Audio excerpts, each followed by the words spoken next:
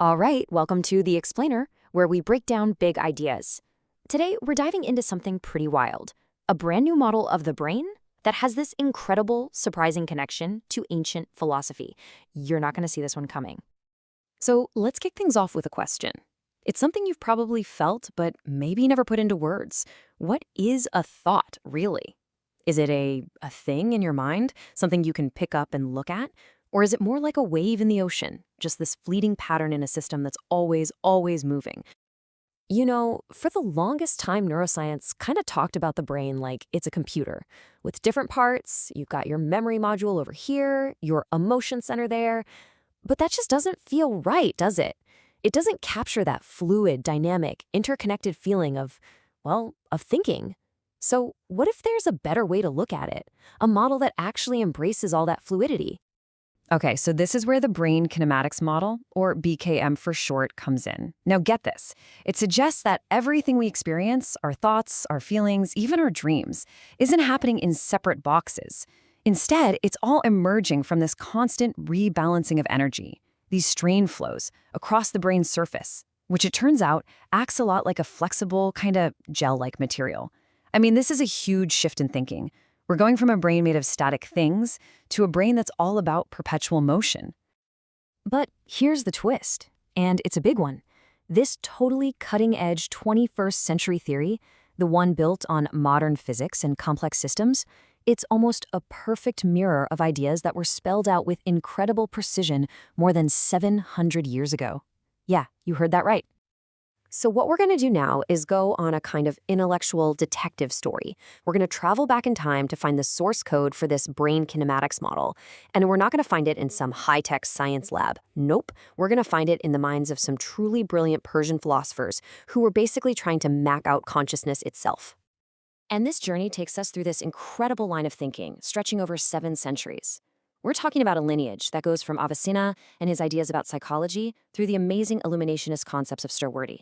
And it all culminates in this grand synthesis by a thinker named Mulla Sadra. I mean, these guys weren't just staring at the stars. They were creating a map of the mind. All right, let's start our detective work. Let's start collecting the clues. We're going to look at a couple of key ideas from this philosophical tradition and see just how perfectly they line up with the principles of the BKM. Okay, first up, Stirwardty. He was what's called an illuminationist philosopher. Now, for him, reality wasn't made up of separate static things. Not at all. He saw the universe as a continuous spectrum of light, a whole cosmos of different intensities, from some infinitely bright source all the way down to the dimmest, faintest shadows. And this is where it gets really interesting. The parallel is just striking. Stirwardty's intensity of light is basically a perfect philosophical version of BKM's intensity of strain. And his idea of direct knowledge, he called it knowledge by presence, it's an almost exact match for how BKM describes a high-coherence, low-noise state. You know what we'd call that aha moment of sudden insight? All right, next up, we have Ibn Arabi. This guy came up with one of the most sophisticated models of unity in all of history. For him, everything, and I mean everything we see, think, and feel, it's all just a different pattern happening within one single, unified field of being. And here's the kicker. He said that every human mind is a tiny, miniature reflection of that entire field. And wow, this just shows another incredible overlap. Ibn Arabi's unity of being, well, that lines up directly with BKM's continuum field, that deep, unbroken foundation of consciousness. And his idea of the mind as a microcosm, it's a perfect fit for BKM's concept of a fractal memory, where our mind stores patterns of reality at all these different scales. So you have these ideas flowing and developing over centuries.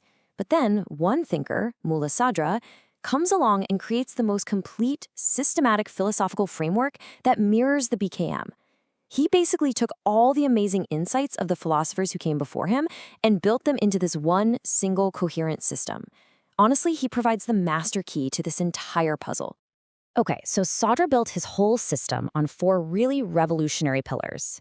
These ideas completely shifted philosophy, shifting it from a static view of reality to a dynamic one. He said, 1, existence itself is the most fundamental thing. 2, existence isn't just on or off, it comes in degrees. 3. Everything is in a constant state of internal motion and change. And 4. True knowledge isn't about facts, it's a direct experience. So the big question is, how on earth does this map to modern neuroscience? And this table, it shows what you'd call an astonishing isomorphism. That's just a fancy word for a perfect one-to-one structural match. It's like having two different languages describing the exact same blueprint. Look at this. Sadra's primacy of existence is BKM's continuum field. His gradation of existence is BKM's graded strain. His motion, in essence, is the brain's constant rebalancing of strain. It is literally the same structure, just described with two totally different vocabularies, centuries apart. It's wild. So, okay, what does all this mean? This isn't just a few spooky coincidences. What we're actually seeing here is this powerful synthesis. You've got ancient philosophical insights on one hand, born from deep introspection. And on the other, you have modern neuroscience built on hard data and modeling. And it turns out, they're describing the exact same reality. So let's just quickly recap the main points here. For centuries, these philosophers described a reality that was unified, graded, and always in motion. And they said the mind was a miniature version of the whole thing. The Brain Kinematics Model comes along and translates those exact themes into the modern language of physics and dynamic systems. It shows a shared map of consciousness. The poet Mahmoud Shabastari nailed the whole microcosm idea with this beautiful line. And if we translate that into the language of the BKM, the brain's cortex is the mirror, that reflective surface. In its fractal memory, that's the book that contains all the compressed patterns of the universe. It's just perfect. So just to be super clear, what we're looking at here isn't just two ideas that sound kind of similar. We are looking at two completely different languages. One is philosophical and based on looking inward. The other is scientific and based on math. And they have, completely independently, drawn the very same map of consciousness. And the really important takeaway isn't that philosophy somehow predicted science. That's not it at all. It's about convergence. It suggests that deep, careful introspection and rigorous scientific modeling aren't enemies. They're not opposing forces. They can actually be two different paths that, incredibly, lead to the exact same profound conclusions about how reality works.